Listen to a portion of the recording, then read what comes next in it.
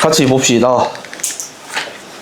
여기 지문이 조금 까다로웠기 때문에 중간중간에 다소 이해가 필요해요. 다소. 그냥 우리가 늘 하던 방식대로 내용 잘 정돈해가지고 뭐 대립상 찾고 해서만 끝나는 게 아니긴 했어요. 그래서 그것 때문에 제가 설명이 좀 필요하다 한 거고, 나머지는 우리가 하고 있는 그 독해 방식을 유지하시면 됩니다. 가볼게요. 컴퓨터에는 두 가지 기억 장치가 있다 하면은 우리는 이때까지 해오던 연습의 방향대로 두 가지니까 이항 대립을 생각해야 되고, 이항 대립이 나오면 계속 말씀드리죠. 첫 번째로 나오는 건 잘 정돈만 하시면 됩니다. 글 읽어가면서 얘가 이랬구나 저랬구나 정돈을 한 다음에 뒤에 어떤 정보가 추가적으로 나오면 그때 대립상을 찾을 수 있는 거예요. 왜냐면 뭐가 나올지 모르니까. 그래서 이런 걸 염두에 두고 자 갑시다. 하나는 상대적으로 큰 용량을 갖는, 이런 단어 있죠. 상대적으로. 이런 비교급이 등장하면 항상 한 번 더 눌러서 읽어줘야 된다. 상대적으로 큰 저장 용량을 갖는 보조 기억 장치가 있고, 또 다른 하나는 상대적으로 작은 용량을 갖는 주기억 장치가 있대요. 그러면 글을 읽는 습관 자체가 머릿속으로 구조화를 하든 옆에 써서 연습을 할 때라도 기억 장치가 있는데, 옆으로 써도 괜찮은데 좁아서 저는 밑으로 쓰겠습니다. 이렇게 두 개로 나눠서 보조가 있고 주기억이 있고, 상대적으로 저장 용량이 보조가 커요. 저장 용량 이렇게 쓰고 됐죠? 그럼 이제 밑으로 쭉 나열해서 정보만 잘 정돈하면 되는 거니까 계속 가봅시다. 그래서 보조 기억 장치는요, 프로그램이나 데이터를 영구적으로 저장할 수 있고, 영구 저장하면 되래. 여기서 영구 저장.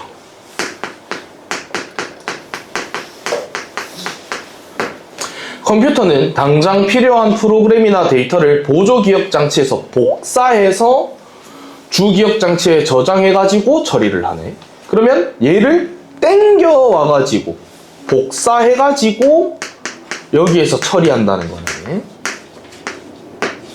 그리고 처리가 끝나면 주기억 장치에 저장된 프로그램이나 데이터를, 여기에 저장되어 있는 프로그램이나 데이터를 삭제하거나 아니면 다시 여기로 저장시키거나, 그러면 여기에서 방향이 두 개네. 삭제해버리던지 다시 여기로 저장을 시키던지. 제가 컴퓨터 진짜 모르거든요. 잘 아는 애들도 몇 명 있더라고. 근데 저는 아예 몰라요, 컴퓨터를. 그래서 제가 이해한 방식대로 좀 설명을 해보면, 우리가 한글과 컴퓨터랑 막 작업하잖아. 내가 컴퓨터에 막 작업을 해. 저장하면 보조 기억 장치에 저장이 된다는 거지. 근데 내가 이걸 나중에 다시 불러와서 수정할 거야. 밑에 연달아서 쓸 거야. 그러면 여기에서 주기억 장치로 가지고 와가지고 수정을 해. 그래서 열심히 막 썼는데 쓰고 보니까 별로야. 저장을 안 하고 싶어. 그럼 우리가 그냥 X 누르죠. 누르면 창이 한번 뜨잖아. 저장할래요 말래요 묻잖아. 근데 내가 마음에 안 들어, 저장 안 할래요 라고 하면 그냥 바로 삭제되어 버린다는 거고, 내가 수정했는 내용이 마음에 들어서 저장하고 싶어, 저장하겠습니다를 누르면 영구 저장되는 이 보조 기억 장치로 가서 저장이 된다는 거지. 그런 이야기 하는 겁니다. 자, 따라서 정리하는 거니까 잘 읽읍시다. 주기억 장치는요, 프로그램이나 데이터가 일시적으로 머무는 공간이고, 이 공간을 메모리라고 부르겠대요. 메모리라고 부릅니다. 중요한 건 잠깐 머무는 거야. 영구적인 건 언제 하는 거야? 여기 두 개 딱 봐도 뭐야? 이항 대립. 이렇게 되는 거죠. 일시적인 거에 반대말이 뭐가 있었냐? 영구적이라는 게 있었네. 이렇게 판단하겠다는 겁니다. 다들 우리 이렇게 잘 하죠. 이제는 많이 연습했으니까. 오케이, 가봅시다. 이제 이런 식으로 쭉 이제 정리하시면 돼요. 프로그램의 영산을 수행하는 중앙 처리 장치가 얘가 하는 역할이 이거래. 뒤에서 앞으로 당기려고 꾸준히 연습하셔야 되고, 얘가 어떤 작업을 실행하려고 할 때 컴퓨터는 주기억 장치에 프로그램을 올려놓게 된대. 그러니까 아까 있었던 보조, 이렇게만 써놓을게요. 보조, 주, 여기에 저장돼 있는 어떤 애를, 어떤 프로그램을 일로 슉 땡겨온다, 이런 의미인 것 같아. 주기억 장치에 올라와서 실행 중인 프로그램을 프로세스라고 한다. 여기 올라온 얘를 보고 우리는 프로세스라고 하겠다. 뭐를? 여기 있던 프로그램을 보조기억장치에 있던 프로그램을 주기억장치에 땡겨가지고 내가 뭘 쓸 거야. 그때 하는 걸 프로세스라고 한대. 근데 우리도 컴퓨터 쓸 때 컴퓨터 딱 켜. 뭐 노트북 켜. 그럼 일단 카톡 하나 켜. 그지? 그 다음에 뭐 검색해야 되니까 인터넷도 하나 켜. 그리고 내가 켰는 이유 뭐 한글 작업하려고 했으면 한글도 하나 켜. 벌써 3개 켰죠? 그런 것처럼 여러 가지 작업을 동시에 실행하려면 필요한 프로그램이랑 데이터를 모두 주기억장치에 저장해야 하지만 뭔 말이냐면 보조기억장치에 카톡도 저장돼 있어. 한글 작업도 저장돼 있어. 뭐 그 다음에 크롬도 프로그램이 여기 있어. 그럼 이거를 여기서 쓰려면 슉 다 땡겨 와야 된다는 거잖아. 근데 문제가 있지. 얘는 저장 용량이 어때? 작았잖아. 그러면 다 땡겨 몰이 왜 휴대폰도 사진 열심히 찍다 보면 한번 뜨죠. 저장 공간이 부족합니다. 그럼 휴대폰 목통 돼버리잖아. 그것처럼 얘는 저장 공간이 작은데 얘를 전부 다 한 번에 슉 다 땡겨와서 프로세스 하려고 하면 힘들다. 그래서 이야기를 읽어보면 주기억장치는 용량이 너무 작기 때문에 그게 잘 안 될 수 있대요. 그래서 이런 문제를 해결하기 위해서 문제가 뭔데? 얘 용량이 너무 작아. 이걸 해결하기 위해서 프로그램 중에서 당장 필요한 일부만을 가지고 오겠대요. 그러니까 얘를 다 갖고 오는 게 아니야. 카카오톡 우리가 켜가지고 카카오톡에 있는 내용 한 번에 다 씁니까 우리가? 아니 내가 지금 당장 필요한 건 예지에게 오늘 언제 와? 라고 물어보는 것만 하고 싶어.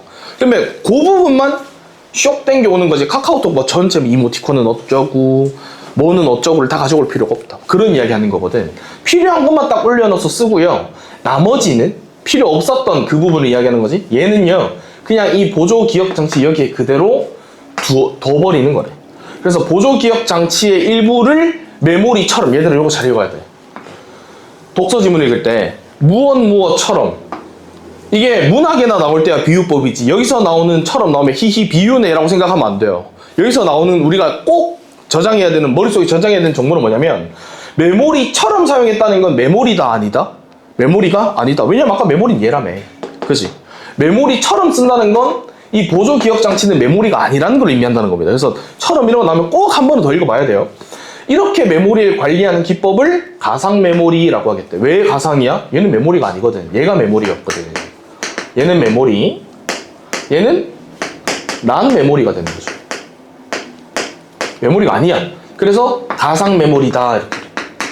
왜냐? 얘는 용량이 크거든. 그래서 필요한 것만 여기에 땡겨서 쓰고 불필요했던 건 용량이 큰 보조기억장치에다가 내버려 두는 것이. 그런 이야기를 하는 겁니다. 오케이. 그 가상 메모리는요, 방금 이야기했는 가상 메모리는 사용자가 여러 프로그램을 동시에 쓰려고 할 때 프로그램이 아무리 큰 저장 용량을 요구해도 중앙 처리 장치가 당장 실행하는 데 필요한 부분. 아까도 말했죠. 필요한 것만 쏙 땡겨서 쓸 거라고. 당장 써야 되는 건 일부분이야. 전부 다를 동시에 가지고 올 필요가 없대요. 아까도 그랬잖아. 내가 한 번에 카톡 켜서 내 카톡에 있는 800명 한 번에 다 열어가지고 연락하고 싶은 거 아니야. 난 지금 당장 현진아 오늘 반찬 뭐야? 이것만 묻고 싶어. 현진이만 키면 되는 거죠. 뭐 그런 이야기 하는 것 같아. 당장 필요하지 않은 프로그램 부분은 보조 기억 장치에다가 내버려 두고 필요한 부분만 불러서 쓴다. 지금 같은 말 반복했거든요. 그죠? 위에 있던 말 그냥 그대로 반복한 거야. 필요 없는 건 이 보조 기억 장치의 용량이 크니까 그대로 내버려 두고 필요한 것만 땡겨서 쓸 거야. 이걸 위해서 프로그램을 같은 크기의 작동 단위인 페이지로 분할하고. 자, 이제 정리 잘 들어가야 돼. 페이지의 정의는 프로그램을 같은 크기로 나누는 겁니다. 그래서 이 페이지 단위로 프로그램을 주 기억 장치에 올리는 걸 페이징이라고 한대요. 정리해보면 이런 느낌인 거야. 자, 보조, 주. 자, 프로그램이 있어. 이거를 페이지 단위로 분할해. 이렇게 자를게. 잘랐어. 그 중에서 내가 필요한 건 뭐 한 요 부분, 그리고 한 여기만 있으면 될 것 같아. 그럼 이거 전체를 다 가져오는 건 얘가 용량이 작아서 불가능하다는 거죠. 저 잘랐는 애만큼만 뭐 한 이렇게 있다 그러면 요 잘랐는 애만 쇼 가지고 오고 싶어. 그래서 여기 이렇게 채우면 돼. 얘네만 이렇게 채워서 쓸게 이거야. 오케이? 잘라서 쓸 거야. 요렇게 필요한 것만 가지고 오는 이 페이지를 주기억 장치로 쇼 해서 가지고 올리는 이 행위를 페이징이라고 부르겠대요. 지금 그냥 이거 통째로 슉 가지고 오면 되는 거 아니에요? 지금 제가 일부러 이렇게 칸을 얘는 촘촘하고 많이 얘는 딱 5개만 해놓은 이유가 요 네모 칸 하나를 저장 공간이라 생각해 보십시오. 저장 공간이라고. 그러면 얘는 여러 개를 놔둘 수 있잖아. 근데 이만큼 이게 다 집어넣을 수 있어 없어? 없어. 얘는 칸이 5개밖에 없잖아. 쉽게 이야기해야 하자면. 그래서 3개만 딱 가지고 올 거야. 지금 당장 써야 되는 거 3개만 가지고 오는 행위를 페이징이라고 할 거야. 이 페이징 방식은 가상 메모리를 실현하는 방법이고요. 그러면 가상 메모리, 아까 위에 우리가 했던 그 단어 그대로 한번 생각해 봐야 되고, 이 가상 메모리를 실현하는 방법 중에 하나가 페이징인 거지. 그죠? 대소관계 생각해야 됩니다. 페이징을 할 때 주기억 장치에 페이지 올릴 자리를, 여기 지금 제가 칸 나눠서 여기 중에 3칸 채웠죠? 요 칸을 뭐라고 할 거래? 페이지 프레임이라고 부르겠대. 이 흰 색깔 칸을 페이지 프레임 이렇게 하겠대요. 사실 제 이 허접한 그림보다 이제 교재를 보면 여기 깔끔하게 돼 있죠? 봐봐. 페이지 프레임이 주기억 장치에 이렇게 칸이 있어. 그리고 색깔 따라와 보면 요 색깔 2개를 여기에 넣었고 밑에 필요한 3개는 여기 넣었어요. 칸에 넣었어. 오케이? 뭐 이런 이야기 하는 겁니다. 이거 같이 예시 읽으면서 정리해 봅시다. 여기 이제 잘 들어야 되더라. 모르겠으면 야가 와이카노? 니도 오늘 기분 안 좋나? 와이카노? 안돼 바빠. 아니 바빠. 와이카노? 아 갔어요. 이럴 때는 껐다가 키면 되거든. 새끼 봐라. 오케이, 손으로 하겠습니다. 자, 합시다. 자, 여기 잘 들어야 돼. 예를 들어서 프로세스 A랑 프로세스 B가 실행 중인데 여기서 왔다 갔다 많이 해야 되는데 하필. 자, 보세요. 프로세스 A랑 프로세스 B 나눠져 있지? 나눠져 있어. 책이랑 같이 봐야 돼. 자꾸 화면에서 없어지네. 자, 프로세스 A랑 B가 실행 중인데 프로세스 A와 B는 각각 5개의 페이지로 이루어지고, 보세요. 0, 1, 2, 3, 4 이렇게 돼 있지? 0, 1, 2, 3, 4 이렇게 돼 있어요. 밑에 프로세스 B도 0, 1, 2, 3, 4 이렇게 돼 있어요. 자, 그 다음에 주기억 장치에는 보니까 0, 1, 2, 3, 4, 5, 6 총 7개의 페이지 프레임이 있어요. 그림에 있죠? 자, 각 페이지의 크기는 100이다 이랬으니까 주기억 장치 옆에 적혀있는 숫자 봐봐. 0, 100, 200, 300 이렇게 쭉 숫자 적혀져 있죠? 오케이, 이것도 확인했고. 프로세스 A의 페이지 0과 1, 그러니까 A의 0과 1이니까 왼쪽 위에 있는, 아이고 참네, 왔다 갔다 하면 좋았을 텐데 요거 말하는 거죠? 하필 이게 고장났어. 자, A의 0과 1, 프로세스 B의 페이지 0, 1, 2가 지금 이제 당장 실행돼야 돼. 이 말은 뭐야? 주기억 장치 올려야 된다 말이지. 주기억이 올려야 돼. 오케이, 그러면 이 5페이지는 주기억 장치의 페이지 프레임 0, 1, 2, 3, 4, 5에 순서대로 들어가도 되죠? 이때 페이지 프레임 2 봐봐. 그냥 색깔 다르지? 흰색으로 돼 있지? 그림 보면. 페이지 프레임 여기 보면 여기서부터 그냥 0, 1 채우고 여기 있는 0, 1, 2는 0, 1, 2 이렇게 채워도 되잖아. 근데 의도적으로 여기 이렇게 비워놨어. 제가 생각했을 때 이 글을 쓰신 필자가 하고 싶었던 이야기는 무조건 위에서부터 순서대로 채워야 되는 건 아니라는 걸 말하고 싶으신 것 같아요. 그러니까 우리도 그 정보를 하나 체크했어야 돼. 편의상 비워두었다고 했으니까 아 이거 무조건 위에서부터 채워야 되는 건 아니구나. 이렇게 비워놔도 되는구나. 이 말인 것 같아. 컴퓨터의 하드웨어 시스템을 효율적으로 운영하기 위한 소프트웨어인 운영체제는, 운영체제에 설명 좀 기네. 한번 끊어주시고, 이 운영체제는 프로세스마다 각 페이지가 주기억 장치의 어느 페이지 프레임에 저장되는지를, 이게 어디에 저장되어 있는지를 어디에 기록하냐면 페이지 테이블에 기록한대. 이건 한번 넘어갈 필요가 있다. 그러니까 얘가 어디에 저장되어 있는지를 페이지 테이블이라는 데 해놨다는 거야. 그래서 지금 보면 넘버링이 돼 있죠. 그래서 이거 간단하게 생각해 보면 아마도 찾는 행위를 수월하게 하기 위해서이지 않을까라고 판단해 볼 수 있겠어요. 그러니까 우리도 반에서 반이 있고 이름도 있는데 굳이 번호가 있죠. 각 반에 가면 뭐 2번 17번 송시율 뭐 이렇게 되잖아. 그것처럼 번호 왜 붙이는 거지? 찾기 편하려고. 얘도 그렇지 않을까. 그래서 굳이 여기 주기억 장치에서 실행할 때 프로세스 A의 페이지 0 어딨어? 라고 하는 것보다 이 프로세스 A의 페이지 0은 숫자 0에 할당돼 있죠? 프로세스 A의 페이지 1은 숫자 100에 할당돼 있잖아? 라고 생각해보면 숫자 100 어딨어? 이게 훨씬 빠르잖아. 프로세스 A의 페이지 1 어딨어? 보다 100 어딨어? 여기요. 이렇게 하겠다는 거네. 오케이? 똑같이 300 어딨어? 여기요. 400 어딨어? 여기요. 500 어딨어? 여기요. 만약에 프로세스 B의 페이지 3을 여기다 적었어. 얘들아, 예를 들어보자. 우리 마음대로 얘를 여기다 채웠어. 그러면 200이라는 숫자가 어디로 쓰이는 겁니까? 여기 이렇게 쓰이겠지. 오케이? 그러면 한 번 더. 빈칸에다가 프로세스 페이지 3을 채우려면 이제 남은 자리 어디밖에 없어? 맨 밑에밖에 없지? 여기를 채워. 여기 넣었어. 그러면 600이라는 숫자가 연경 어디 적히는겨? 뭐 여기 적히겠죠. 이렇게 600. 됐죠? 돼? 오케이. 오케이. 자, 다시 이렇게 치우고 우리끼리 예시를 한번 들어봤습니다. 예시가 좀 없었으니까. 자, 기록해 놓는답니다. 따라서 페이지 테이블 A의 0번 항목에는 주기억 장치의 페이지 프레임 0의 시작 주소인 0이 기록됐고, 보시면 0 기록되어 있어요. 그죠? 페이지 테이블 A의 0과 1이 각각 주기억 장치 페이지 프레임 0, 그 다음에 1번 항목에 저장되어 있음을 알 수 있다. 이걸 보니까 아까 제가 했던 이야기를 이렇게 바꿔서 써놓은 것 같아요. 그래서 숫자 100 어딨어? 이렇게 찾는 게 빠르다 이거. 400 어딨어? 500 어딨어? 이게 빠르다 이거야.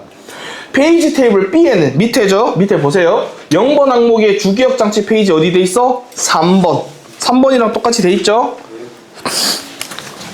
얘랑 똑같다고. 얘랑 똑같고. 얘랑 똑같고. 아까 했던 거. 자, 페이지 테이블 B에는 0번 항목의 주기억 장치의 프레임 3번 시작 주소인 300이라고 딱 기록되고, 그 밑에는 뭐 400이라고 기록돼 있고, 그 밑에는 뭐 500 이렇게 기록돼 있죠? 그대로 따라오면 됩니다. 됐나요? 잘 따라오셨나요? 오케이. 페이징 방식에는 특정 프로세스의 임의의 페이지 실행이 필요하면 운영체제가, 얘가 아까 뭐였냐면 여기 있었거든? 요 개념이었거든? 요 운영체제라는 애가 주기억 장치에 해당 페이지가 있는지 확인해. 있는지 없는지 확인해. 어디에? 주기억 장치에 해당 페이지가 있는지 없는지. 그러면 여기에 내가 켜고 싶은 페이지가 지금 프로세스 A의 페이지 1이야. 내가 저거 켜고 싶어. 그럼 여기 있어야지 실행이 되죠. 실행은 주기억 장치에서 하는 거니까. 있는지 없는지 확인해. 있어. 그럼 뭐 하면 돼? 실행하면 돼요. 만약에 프로세스 A의 페이지 4를 실행하고 싶어, 지금. 근데 여기에 프로세스 A의 페이지 4가 있어, 없어? 없어. 그럼 지금 바로 실행할 수 있는 건 안 되겠네. 1년의 과정이 있어야 되겠네, 그지? 얘를 등록해놓고 기록한 다음에 실행시킨다거나 이런 일련의 과정이 필요하겠네. 그러니까 제일 먼저 해야 되는 건 실행시키려면 해당 페이지가 있어요? 확인한 다음에 이런 후 나오면 당연히 자연스럽게 전후 관계를 염두에 둘 것. 페이지가 있으면 그 페이지에 접근하고, 있으면 바로 들어가서 접근해. 실행에 필요한 페이지가 페이지 프레임에 없어. 그걸 뭐라고 하느냐? 페이지의 부재라고 해. 아까 우리가 이야기했던 거. 프로세스 A의 페이지 4 실행하고 싶어요 했는데 없어. 지금 보시면 주기억 장치에 들어가 있는 게 없죠. 그걸 뭐라 그래? 페이지의 부재. 페이지의 부재가 생기면 보조기억 장치에서 해당 페이지를 복사해서, 읽어서 설명할게요. 복사해서 주기억 장치의 페이지 프레임에 저장하고 거기에 접근해. 그러면 아까 제가 이야기했는 것처럼 다시 한번 우리가 해보자고. 천천히. 여기 있는 거, 여기는 지금 당장 실행시킬 수가 있죠. 저장해놨어. 근데 지금 효린이는 갑자기 프로세스 A의 페이지 4가 쓰고 싶어. 근데 여기 그게 있어, 없어? 없네? 무슨 상황이 생긴 거지? 페이지 부재. 그러면 어떤 과정을 거친데 얘를 찾아서 뭐 여기든지 아니면 뭐 여기도 비었으니까 여기든지 복사를 해서 여기 넣어놓고 그 다음에 실행시킨다는 거죠. 됐나요? 어쨌거나 간에 그럼 실행시키려면 뭐 해야 돼? 저기 있는 애를 여기다가 세팅시켜 놔야 돼. 그래야 실행시킬 수 있어. 오케이, 효린아? 눈 점점 가는데 똑바로 또 안 돼. 집중해야 돼. 이해되죠? 여기서 실행시킬 수 있다 없다? 없다. 여기 없는 거 바로 실행시킬 수 있다 없다? 없다. 결국에 실행은 무조건 여기서 해야 되고, 실행하려면 여기에 페이지 프레임 안에 들어가 있어야 하는데, 만약에 없어 그러면 있는 애를 끌어와서 실행시키겠다 이 말인 겁니다. 되시겠나요? 네. 오케이. 이렇게 넘어야 되지. 저 안 되지. 갑시다. 주기억장치 페이지 프레임이 가득 찼을 때는 그러면 어떻게 하느냐. 새로운 페이지 사용이 필요하니까 기존에 있던 거를 제거하고 새로 세팅을 해야 되겠죠? 한 번만 더 할게. 여기 너무 까다로워해서. 만약에 그래서 아까 영경이가 필요한 거 여기도 채웠어. 여기도 필요한 거 채웠어. 얘 땡겨서 썼고 얘도 땡겨서 썼다 치자. 근데 영경이가 갑자기 얘를 쓰고 싶어. 어떻게? 여기 있어야지 무조건 실행 가능하다 그랬잖아. 근데 여기 꽉 찼네? 그러면 누군가는 방을 비워줘야 되죠. 누군가를 보내고 여기를 채워야 이 자리에 들어간 프로세스 A의 페이지 4번을 실행시킬 수 있게 되잖아. 그럼 영원히 안 쓰냐? 뭐 어떡하냐, 그치? 써야 되니까 그때 어떡할 거냐 이야기하는 거거든요. 그래서 다시 있는 자리 방 빼! 내가 들어갈게! 하는 걸 페이지 교체라고 하겠대요. 페이지 교체할 거야. 이때 어떤 페이지를 이제 뺄 건지 정해야 돼, 그죠?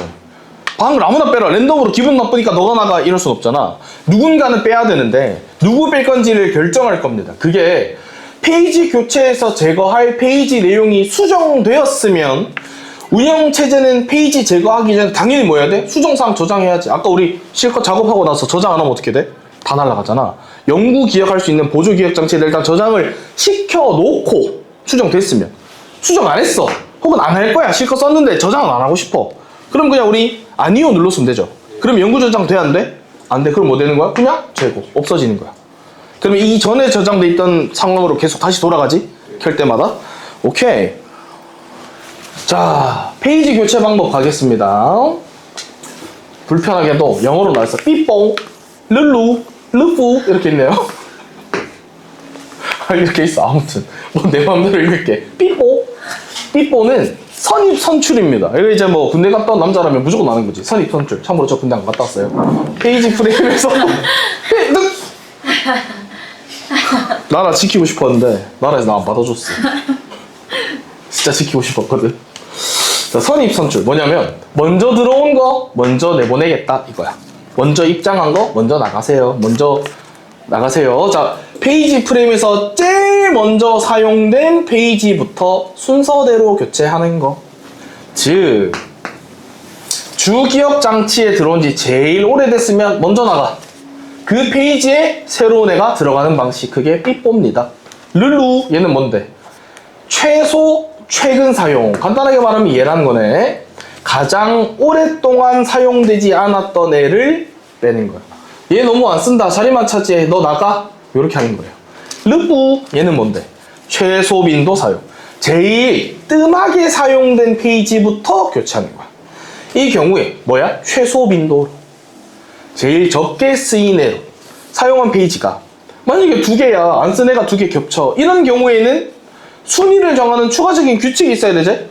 제일 안 쓴 게 두 개입니다. 얘 두 개 동시에 한 번에 다 빼나요? 그럴 필요는 없잖아. 하나만 방이 필요하다면 그럴 때는 이제 아까 위에 말했던 선입선출 방식 삐뽀를 적용할 수도 있고 저기 있는 르루 방식인 최소 최근 사용 방식이 적용될 수도 있어. 일단 뭐부터 하고 제일 최소로 빈도 쓰인 애 둘을 찾았어. 두 개가 겹친 상황이지. 찾은 게 아니라 제일 안 쓴 놈 너 나가 이랬는데 저희 둘 다 안 썼는데요. 이렇게 되면 둘 다 나가 할 필요는 없으니까 그럼 둘 중에 누구 나가라고 하지? 얘 아니면 또 얘의 방식을 써서 하나 나가게 할 수 있다 이거야. 자, 이제 구체적인 예를 봅시다. 주기억 장치 페이지 프레임이 3개고 0, 1, 2뿐이랍니다. 해보면 돼. 해보면. 자, 주기억 장치에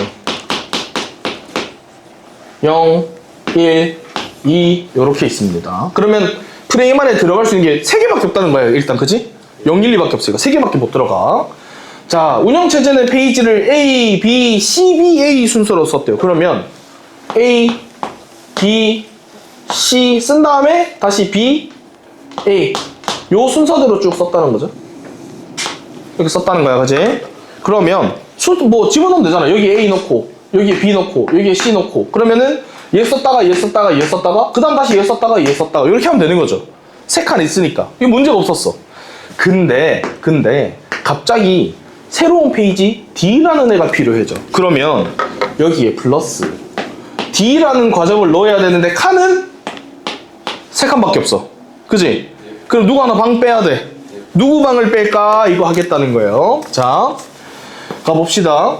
만약에 규칙이 삐뽀라면 제일 오랫동안 머물렀는데, 제일 오랫동안 머물렀으면 제일 먼저 쓴 애랑 같은 말이겠죠? 이 중에 누구 제일 먼저 썼더라? 순서대로 갔을 때 얘 제일 먼저 썼지. 삐뽀 방식일 때는 얘를 D로 바꿔줘야 돼요. 됐습니까? 얘 제일 먼저 썼으니까. 오케이. 다음 르루라면 페이지 프레임에 있는 세 개 중에서 제일 오랫동안 사용되지 않았던 거. 자, 요 순서대로 썼다며? 그럼 제일 오랫동안 안 쓴 애가 누구야? A, B, C 중에서?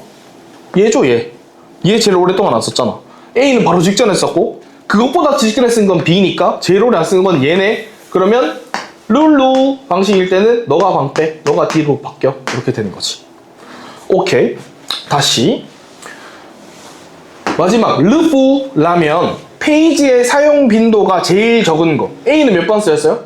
2번. B도 2번. 그러면 C만 한 번 썼네? 그러면 애석하게도 얘인 경우에도 C가 방 빼고 D로 바뀌어라. 이렇게 된다는 거지. 해볼 수 있겠죠? 그렇게 어려운 이야기는 아닌 것 같아요. 하나하나 넣어봤을 때.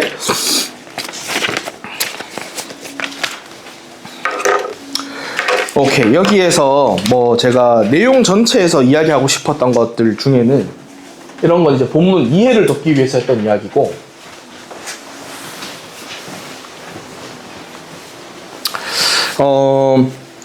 밑에서 두 번째 문단 여기에서 이런 거 있죠. 보조 기억 장치의 수정 장치를 써주고 나서 내용이 수정이 되지 않았으면 해당 페이지는 주기억 장치에서 제거한다. 이런 부분들은 제가 늘 말씀드리는 친절 멘트.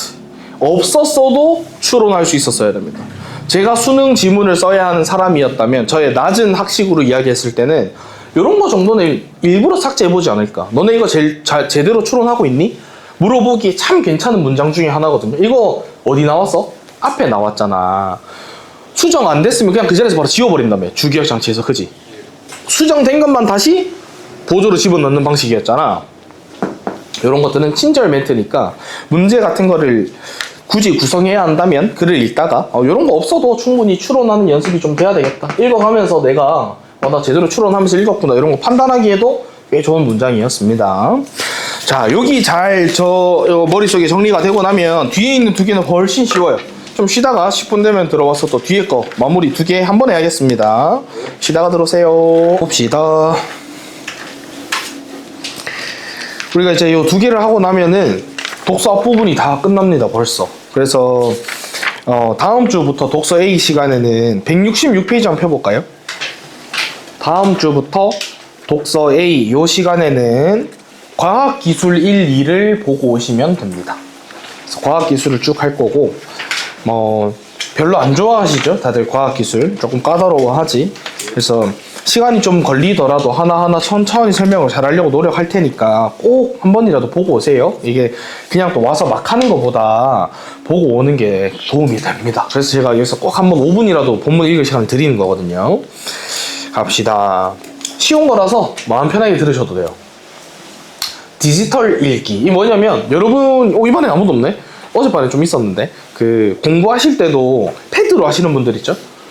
여러분은 지금 전부 다 이제 이 프린트된 활자 텍스트를 보고 계시는 거고, 이북 리더기 그런 거 쓰는 사람도 있고 책 읽을 때, 그리고 공부하실 때 쓰는 아이패드 이런 거 이야기하는 겁니다. 갑시다. 이 디지털 읽기는 디지털 기기, 우리가 아는 제일 많이 쓰는 거 패드류, 그리고 일부 노트북 이런 것도 되죠. 그런 걸 매개로 해서 화면에 제시되는 텍스트를 읽는 겁니다. 또 디지털 읽기에서는 키보드, 마우스 같은 보조기기 쓸 수도 있고, 대부분 요거 쓰죠? 미안. 스크린 뚝틱틱 터치 스크린 해가지고 똑똑똑 위로 올리는 거 손가락 움직여서 읽을 수도 있어요.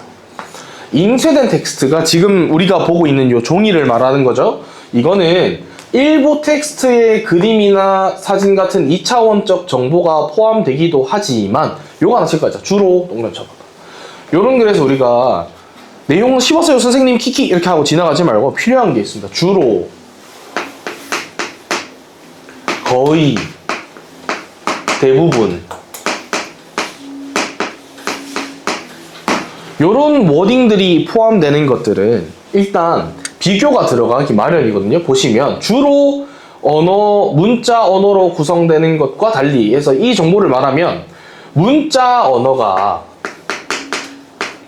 주로 더 많다 그랬으니까 일부인 것이 그림, 사진이다. 이렇게 대소관계를 표현할 수 있죠. 그러면 얘를 A, 얘를 B 이렇게 넣었을 때 선지 구성을 보통 어떻게 하냐면 제일 간단한 거 똑같이 써드릴게요. 요 대소 비교의 순서를 바꾸는 거. 그래서 이렇게 틀리게 하는 게 있고 그 다음에 A가 전부다. 그러니까 전칭을 넣어서 A가 B랑 비교했을 때 주로 있는 것이고 얘가 일부 있는 거다. 이게 옳은 선지인데 이렇게 바꾸는 경우들이 있으니까 이런 것들은 알고 있어야 된다. 주로라는 워딩이 나왔을 때요. 다시 돌아가서 문자 언어가 주로 되어 있습니다. 어디에서요? 인쇄된 텍스트에서. 근데 디지털 읽기를 했으니까 결국 달리 나왔으니 결국 이 지문도 이항 대립으로 구성되는 지문이라는 거거든요. 이 디지털 읽기의 텍스트는 문자 정보 외에 영상 같은 복합 양식의 정보가 같이 제시될 수가 있대요. 또 디지털 환경에서 접하는 텍스트는 많은 경우에 인터넷 같은 전산망과 연결이 돼 있어서 그 정보량이 압도적으로 많습니다. 그럼 정리하면 정보량은 어디가 많아? 디지털 읽기. 얘는 둘 다 공통적으로 그림, 사진, 문자가 같이 있을 수 있죠. 이거 공통점입니다. 다만 주로 인쇄된 텍스트는 문자 위주로 쓴다면 디지털 읽기는 복합 양식의 정보, 영상 같은 것이 들어갈 수 있다. 이런 게 차이점이 되는 거예요. 간단하지만 읽으면서 당연히 머릿속으로 구조가 잘 되셨겠지만 사수할 때 연습해보면 좋잖아요. 자, 이와 같은 디지털 읽기는 인쇄물 읽기와는 인지적인 활동에서 차이점이 있답니다. 그럼 뭐 위주로 보라는 거야? 차이점 위주로. 차이점 위주로 서술을 할 거니까 차이점 위주로 읽어봐라 이 말입니다. 가봅시다. 인쇄물을 읽을 때 독자의 초점은 대체로 읽기 상황에 마주하는 텍스트 자체에 맞춰져요. 그러니까 글을 읽으면서 우리가 지금도 그렇잖아. 너네가 요 적혀있는 요 글을 읽을 때 전제를 이렇게 보자고. 평상시에 저도 그런데 아무 생각 없이 책 읽으라 그러면 일단 옆에 전화 이렇게 놔둬. 그 다음에 잘 보다가 카톡 오면 카톡 한번 보고 DM 오면 DM 한번 보고 이러잖아요. 그러니까 이런 전제 말고 아무것도 없어. 너네 가만히 있는 공간에 책만 떨렁 있어. 그럼 그냥 책만 이렇게 보겠죠. 그죠? 책만 이렇게 봐. 근데 이 똑같이 적혀있는 책을 읽는 도구가 폰으로 바뀌어. 그러면 우리 뭐 다 그렇지만 습관적으로 일단 잘 읽다가 위로 한번 손가락 띡 올린 다음에 인스타그램 한번 들어가 보고 릴스 몇 개 좀 보다가 또 잠깐 맞다 책 봐야지. 책 좀 보다가 또 손가락 띡 올려가지고 유튜브 한번 보고 또 띡 올려가지고 괜히 그냥 아무 할 거 없지만 뭐 인터넷 한번 들어가 보고 뭐 그러잖아요. 왔다 갔다 훨씬 디지털을 이용해야지. 이 디지털 환경에서 구현된 텍스트는 흔히 하이퍼 텍스트 구조 이렇게 돼 있다는데 이거 일반적 단어가 아니니까 뒤에서 설명해 주길 마련입니다. 보면 디지털 읽기에서 주어진 텍스트의 범위를 넘어서는 경우가 많아요. 이 하이퍼 텍스트 구조는요 독자가 다른 텍스트로 쉽게 이동할 수 있을 뿐아니라는 A 플러스 B. 여기서 하고 싶은 이야기는 뭔데? 다른 텍스트로 쉽게 이동. 뭐 사실 링크 하나만 눌러도 다음 텍스트로 넘어가지잖아요. 그런 걸 말합니다. 또 인터넷 검색 같은 것을 통해서 다른 텍스트에 접근하고 탐색하는 과정을 수월하게 하기 때문에 우리 왜 공부할 때 저도 그런데 집에서 듀얼 모니터 많이 쓰거든요. 뭐 휴대폰으로 할 때도 그래. 그래서 옆에 창에는 국어 사전 같은 걸 켜놓습니다. 그래서 모르는 단어 있으면 바로바로 검색을 해본다거나 뭐 그런 도움이 되잖아. 그런 거 이야기하죠. 독자는 단일 텍스트를 넘어서 여러 텍스트로 초점을 옮겨가면서 읽게 되기 쉽다. 그래서 읽다가 또 옆에 거 한번 보고 또 다시 돌아와서 이거 읽다가 또 모른다는 해서 또 옆에 왔다 갔다. 이와 같은 디지털 읽기 상황에서는 독자가 읽고 있는 텍스트와 추가적으로 탐색한 텍스트를 서로 연결하면서 읽는 그걸 보고 뭐라고 하냐? 다문서 읽기라고 하고 그것이 쉽게 이루어진대요. 여기서 동의가 되죠. 우리가 다 하고 있는 거기 때문에 그래. 자, 또한 이야기할 게 더 있대. 디지털 읽기 할 때는 화면을 위아래로 스크롤하면서 읽죠. 보통 근데 뭐 이렇게 잘 물론 이북 리더는 이렇게 넘어가는 것도 있거든요. 마치 책처럼 넘어가는 모션도 있고. 근데 우리 대부분 이렇게 스크롤 하잖아. 그치? 오케이. 마우스 같은 보조기기 쓰던지 손가락으로 똑똑똑똑 해서 내리는 건 이게 빠르게 훑어보는데 유리해. 장점이 있다는 거지? 장점이 있어요. 이런 읽기 과정에서는 F형 읽기 패턴이 자주 나타나는데 F형 읽기가 뭐냐? 눈동자 움직임 따라한 거거든요. 이런 거야. 우리 다 하는 거. 글이 이렇게 있어. 패드에 글이 이렇게 쫙 적혀있다. 그럼 우리가 특히 언제 이러냐면 숙제 같은 거 할 때 뭐 읽어서 정보 취합해오라고 할 때 우리 어떻게 읽냐면 일단 이 적혀있으니까 읽어. 눈으로 또르르르 가면서 진짜 꼼꼼하게 읽는 게 아니라 이거 내가 복사 붙여넣기 할 만한 내용인지 또르륵 읽어. 아닌 것 같아. 그럼 좀 내려봐. 여기 할 건가 또르륵 읽어봐. 이것도 아닌 것 같아. 그럼 쭉 손가락 내려봐. F자 읽기 이거다. F자 읽기. 우리가 보통 이렇게 읽죠. 한번 본 다음에 이거 아닌데 또르륵 내리고 또 아닌 것 같은데 또르륵 내리고 요런 패턴. 그것이 F형 읽기 패턴이고 눈동자가 또르륵 또르륵 밑으로 쭉 내려가는 요런 걸 말합니다. 자, 복합 양식의 웹페이지에서 텍스트, 제목, 첫 줄 이런 거 나오면 일단 가로로 읽어. 읽다가 오케이 하고 또 내려가. 또 이 부분 또 읽어. 읽다가 별로 필요 없네. 필요한 거 찾으러 쭉 내려가. 요거 말하는 거거든요. 그래서 가로 읽다가 건너뛰고 또 몇 개 읽다가 또 건너뛰고 이런 패턴을 말합니다. 텍스트가 내가 읽을 가치가 있는지를 신속하게 점검하기 위해서 이렇게 읽는다. 그래서 이게 뭐다? 위에 말한 훑어보는 것에 대한 장점을 말하는 겁니다. 오케이. 이처럼 인쇄물 읽는 것과 구분되는 디지털 읽기의 특성은 독해 능력에도 영향을 주는데 연구 결과에 따르면 동일한 글을 읽을 때 인쇄물보다 이거 뭐야? 비교급. 그럼 항상 체크. 인쇄물보다 디지털 화면에서 스크롤 방식으로 읽을 경우에 속도는 빠르지만 정확성은 떨어진다. 요거는 선지구성하는 거죠. 누가 봐도 선지구성하는 거야. 또한 하이퍼텍스트 구조로 구현된 디지털 텍스트는 독자가 어떤 정보를 선택할지 지속적으로 판단을 하게 하고요. 내가 이거 중요하나? 이건 중요하지 않나? 이런 생각을 계속하면서 읽게 된단 말이지. 그러면 뭐가 돼? 집중력이 떨어지게 되지. 여기 글에 확 몰입이 안 되겠지.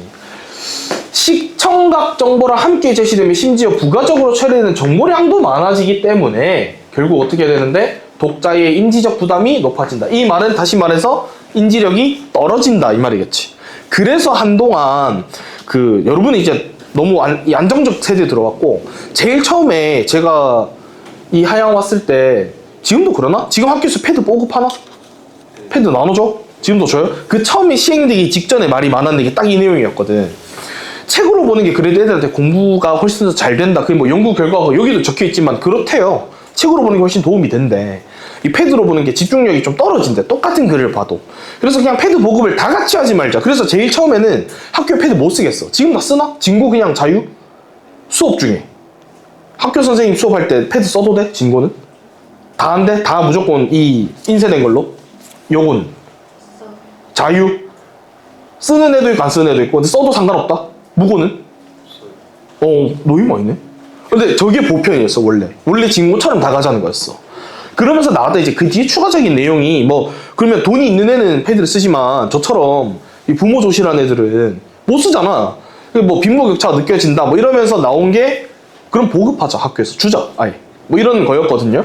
근데 실제로 뭐 저도 처음에 아이패드 지금도 수업 준비를 패드로 하지만 처음 패드로 준비할 때 효율이 좀 떨어진다고 느꼈어. 왜냐면 난 아무래도 옛날 사람이니까 볼펜으로 쓰는 게 편하다고 생각했거든. 집중도 잘 되고 기억도 잘 남고. 근데 써보니까 문제는 무게에서 차이가 좀 있다. 특히 너네들 가방 들어보면 이 공부는 더럽게 안 하시지만 가방은 전나게 무거우시잖아요. 근데 패드만 있으면 책을 그 안에 다 넣을 수 있으니까 딸랑딸랑 들고 다니는 좀 장점이 있는 것 같기는 하다. 그리고 뭐 쓰다 보니까 내가 집중만 잘하면 그때 뭐 읽다가 갑자기 인스타 들어가고 이렇게만 안 하면 되는 것 같아요. 뭐 그런 이야기거든요. 또 더 나아가면요. 디지털 환경에선 이거 관련 없는 다른 디지털 활동이 뭔데? 인스타그램. 못 참겠어. 릴스 못 참겠어. 들어가 보게 돼. 이거를 안 하면 돼. 근데 이제 요런 게 자꾸 뭐해? 유혹하잖아. 현진아 들어와 봐. 재밌는 거 많아. 들어와 봐봐. 인스타그램이 막 유혹해. 그러면 이 멀티태스킹 환경이 제공이 되면서 주의력이 분산된다. 다시 말해서 주의력도 떨어진다. 지금 뭐 말하는 겁니까? 단점 이야기하고 있는 거예요. 실제로 대학생과 중고딩 모두요, 인쇄물보다 역시나 비교급 나오니까 체크하시고, 디지털 환경에서 더 자주 읽기와 관련 없는 활동, 인스타 들어가고 유튜브 들어가고 이런 활동이 있는 것으로 나타났다. 이런 점에서 디지털 읽기는 독자가 읽기에 집중하고 꼼꼼하게 읽는 것을 방해해서 이해력 저하로 떨어지는, 마찬가지로 마지막 뭐야? 단점. 인지적 부담이 가중되어 다시 말해서 인지력이 좀 떨어질 수 있다. 그 다음에 주의력이 분산돼, 주의력이 떨어질 수 있다. 마지막으로 그렇기 때문에 이해력이 떨어질 수 있다. 이렇게 간 글입니다. 그렇게 어려운 지문이 아니었죠? 갑시다. 뒤에 거는요, 지문 자체가 어려운 건 아니었고요. 48페이지. 중요한 내용이 좀 있어서 제가 약간만 정리를 하고 갈 거고, 뒤에 있는 내용은 읽을만 했습니다. 같이 한번 가볼게요. 자, 현대경제는 과거랑 다르대. 기술이 계속 변하죠? 세계 금융시장도 얽히고 설켜서 예측하기 어려워요. 다 예측했으면 다 부자 됐겠지. 뭐 다 똑같은 주식 사고, 그지? 몰라 뭐가 될지. 이런 복잡한 경제 상황을 이해하기 위해서 미국 산타페 연구소를 중심으로 등장한 네모치겠습니다. 이 복잡계 경제학이 꽤 많이 소재로 쓰여요. 그래서 오늘 알고 가는 게 좋아. 이게 이제 복잡계 경제학에서 하고 싶은 말이 뭐냐면 이거야. 경제 주체는 언제나 가장 합리적인 선택을 한다는 명제가 틀렸다라고 말하는 거야. 그러면 다시 말해서 복잡계 경제학이 아닌 경제학에서는 경제 주체는 언제나 가장 합리적인 선택을 한다 라고 본다는 거지. 됐나요? 자, 잘 들어야 돼. 경제학에서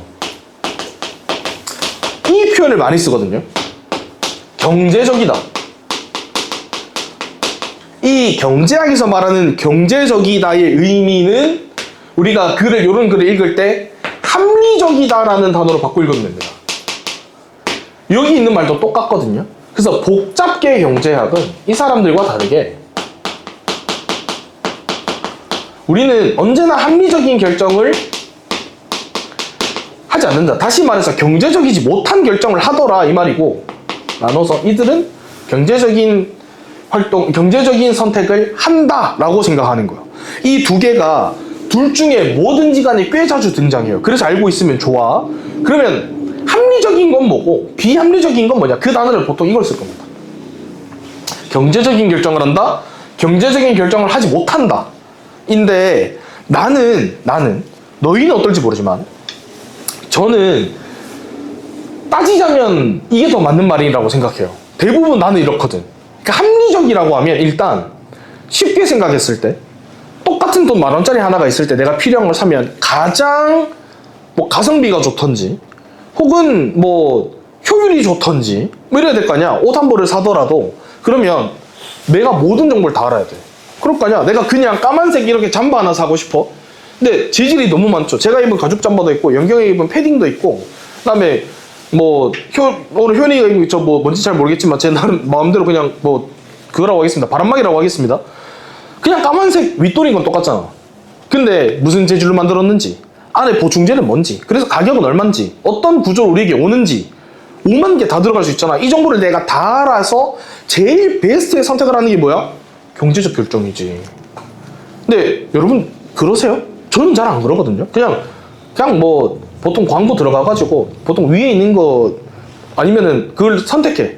가장 많이 팔린 순 이렇게. 그래서 많이 팔렸으니까 뭐 검증이 됐겠지. 해서 사실 거의 똑같은 제품인데 괜히 더 비쌀 수도 있음에도 불구하고 더 이상 안 찾아보고 그냥 삽비거든.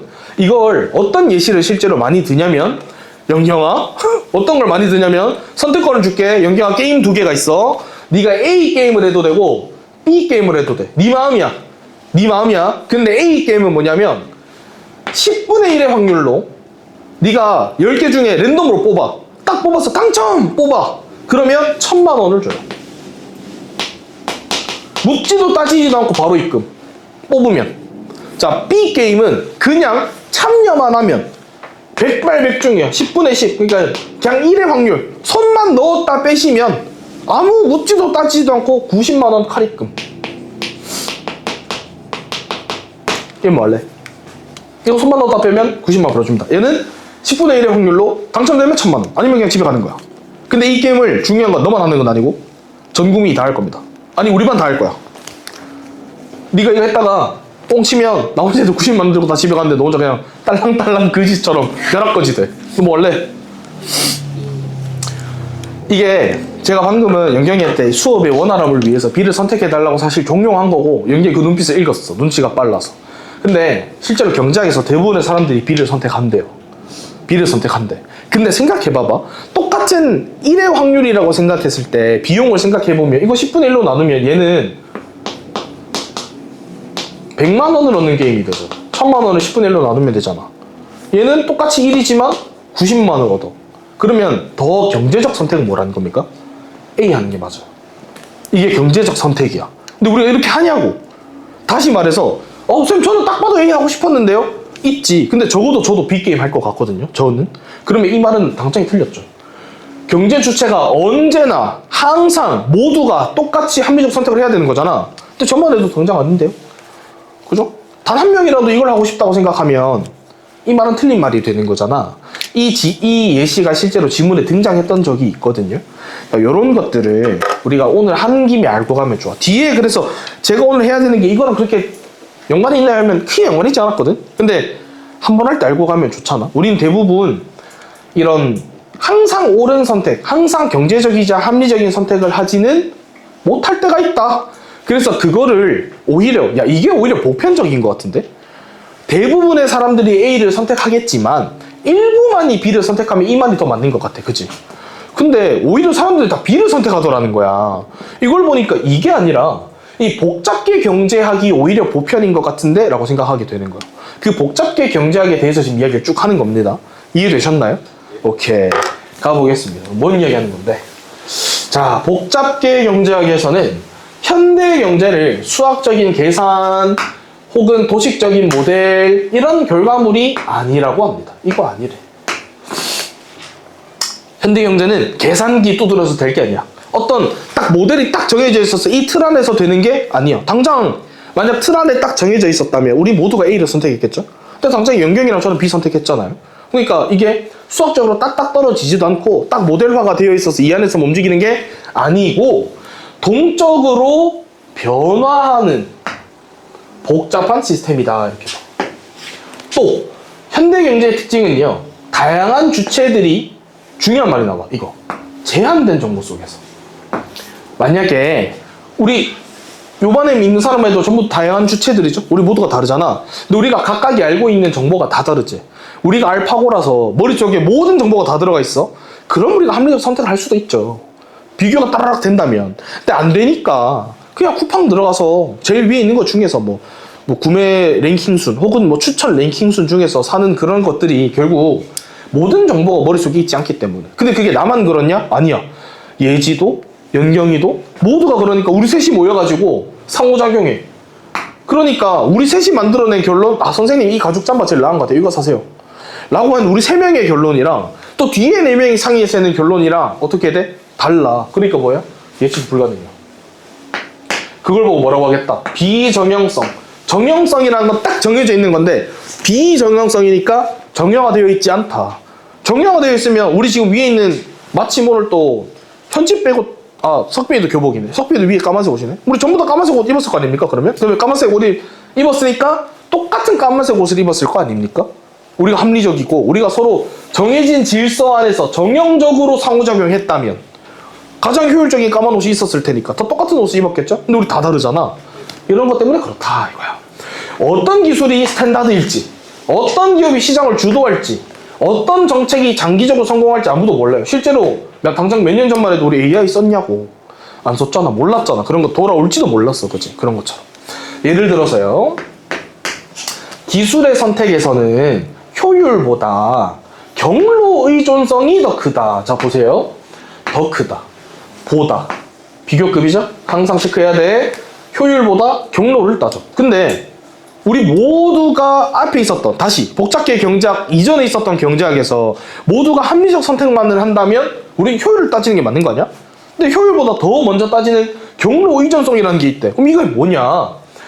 새로운 기술 개발의 효과를 예측하는 게 어렵게 만드는 게 바로 이 예술이래. 경로 의존성 때문인데 이게 뭔데?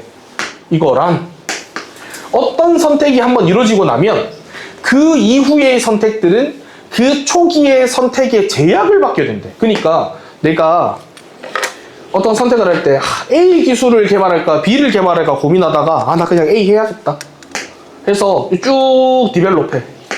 A, 그다음 뭐 A 프라임, 한 번 더 A, 뭐 쭉 발전시켰는데 이쯤 가보니까 Q, B가 더 나았노, B로 시작할 걸 이라고 생각했더라도 다시 1로 돌아가지 못하고 어떻게 한다는 겁니까?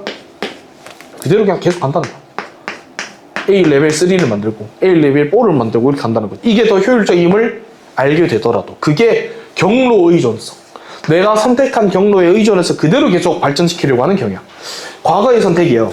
시간이 지남에 따라서 강화돼서 지금 A에서 A 레벨 1, A 레벨 2, A 레벨 3 이렇게 왔잖아. 강화되면서 그 이후에 선택 가능성이 뭐가 돼? 제한돼. B로 갈 생각을 안 해본다 이렇게 되는 거야.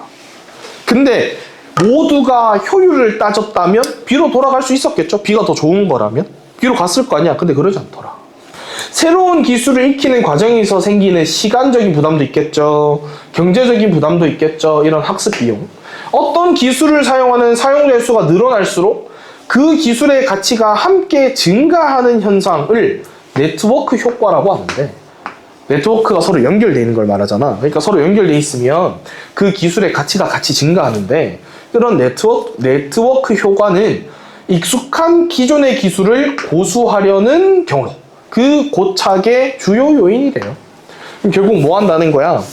절로 돌아가는 게 효율적임을 알면서도 이런 비용이나 네트워크 효과를 고려해서 그냥 익숙한 그 길로 계속 가려고 하는 것. 이걸 뭐라고 한대? 경로 고착. 돌아갈 생각을 하잖아요. 이런 경로 고착은 기술뿐 아니라 이랬으니까 기술에선 당연하고 어디에서도, 경제에서도, 제도에서도, 시장 구조에서도 이런 가능성 체크해야 되죠. 전반에 걸쳐서 반복된대요. 오케이. 특히 복잡계 경제학에서는 시장의 질서란 누군가에 의해서 설계되고 통제되는 것이 당연히 아니겠죠. 그랬으면 그 사람 정해진 대로 간다면 정형화되는 거잖아. 그럼 그 사람 바람대로 될 테니까, 그치? 근데 아까 앞에서 말했을 때 복잡계 경제학은 예상이 된다 안 된다? 안 된다. 뭐가 주도할지, 뭐가 중심이 될지 모르는 걸 전제한단 말이지.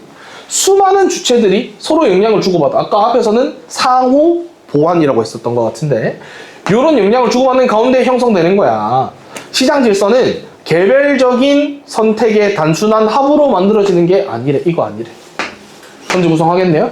개별적 선택의 단순한 합 아니고 개별 주체의 뭐? 상호작용. 이거 뭐야? 얘랑 똑같은 말. 상호작용에 의해서 예상하지 못한 방식이라고 보는 것이다. 같은 말을 반복한다는 건 뭐라 그랬지? 선지구성. 같은 말을 반복한다는 건 선지구성입니다. 이와 관련해서 복잡계 경제학에서는 중요한 특징, 창발이라는 건 없는데 모르죠? 그럼 뭐라 그랬지? 쫄지 마. 뒤에서 뭐해? 일반적이지 않은 단어는 설명해 주기 마련입니다. 만약에 없으면요, 문제 안 나와요. 그러니까 우린 쫄 필요가 없어. 창발은 뭔데요? 개별 요소들의 단순한 합이나 평균을 넘어서는 뉴 질서, 뉴 구조, 뉴 성질 이런 것들이 자발적으로 나타나는 거래. 이때 여기서 말한 질서, 구조, 성질 이런 것들은 내부의 구성 요소 각각에 존재하지 않는 특성으로 오직 이런 건 뭐야? 특징이니까 중요하게 봐야 되죠. 특징, 오직 전체 수준에서만 관찰되는 거예요. 마찬가지로 이 마지막 줄도 뭐 생각해야 돼? 선지 구성 염두에 둬야 돼요. 왜냐면 특징이란 게 나왔으니까. 오케이. 자, 복잡계 경제학에서는요, 경제를요, 살아있는 애라고 생각해요. 경제가 살아 움직이는 애다. 하나의 유기체다. 이렇게 보기 때문에 자기 조직화 능력이 필요해요. 경제는 살아있는 애인데, 그래서 필요한 게 자기 조직화래. 그럼 자기 조직화가 뭔데? 내부 구성 요소들의 반응과 피드백을 통해서 스스로 변화에 적응하고 질서를 만들어내야 돼. 그래야 우리가 경제적으로 활동하며 살아갈 수 있다는 거야. 실제로 자꾸 생기는 변화에 대응해야 되죠. 제가 어제 했던 이야기는 우리가 무슨 일이 있을지 몰랐는 게 전쟁 날 줄 아는 사람 없잖아요. 근데 전쟁이 났어. 그래서 당장에 우리한테 기름값이 어떻게 됐어? 폭발적으로 증가했단 말이야. 근데 너희 아직 운전을 안 하니까 아빠가 기름값 걱정하던데 이 정도로 생각하는데, 생각해봐봐.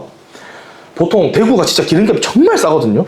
위에서부터 내려오면 진짜 체감이 돼. 엄청 크거든. 한 1,500원 했다?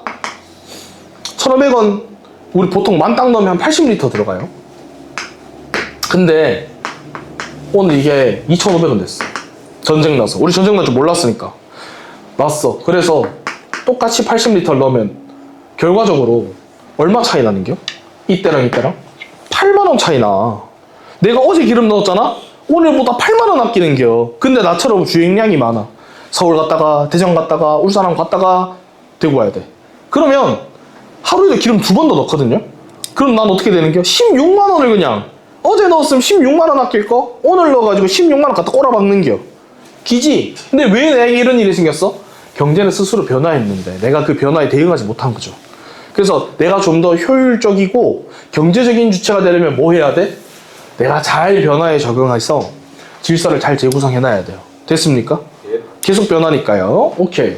자기 조직화 능력이 있으면 경제 주체들이 새로운 정보와 환경에 반응해서 행동 전략을 바꿔 나로 쳤다 하면 어제 기름을 넣었어야 되는 거지. 바보처럼 어제 안 넣어서 엉망 8만원을 넣었어야 돼. 8만원. 2번이면 16만원이요. 치킨이 몇 마리냐? 최소 8마리. 닭 8마리가 날아갔어. 진짜. 근데 진짜예요.